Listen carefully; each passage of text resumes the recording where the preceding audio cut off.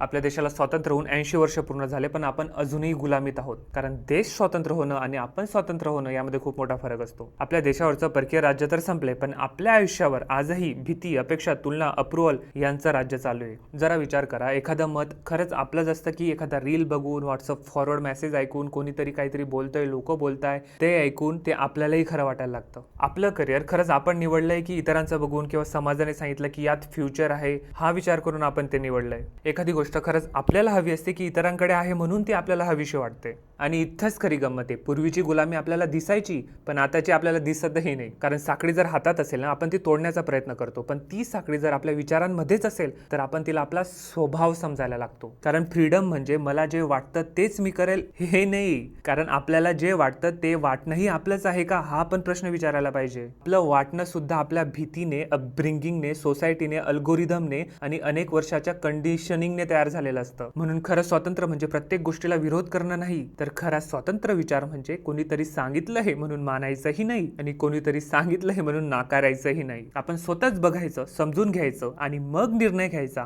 आणि त्या निर्णयाची जबाबदारीही आपण स्वतः घ्यायची. म्हणून ह्या 15 ऑगस्टला स्वतःला एक प्रश्न विचारा की माझ्या आयुष्यात अशी कोणती गोष्ट आहे जी मी स्वतंत्रपणे निवडली नसतानाही मी तिला अजून फॉलो करतोय. आपला देश स्वतंत्र होणं ही फक्त एक सुरुवात असते. खऱ्या अर्थाने स्वतंत्र देश हा स्वतंत्र विचार करणाऱ्या माणसांनी तयार होतो. स्वतंत्र दिवसाच्या मनपूर्वक शुभेच्छा. जय हिंद.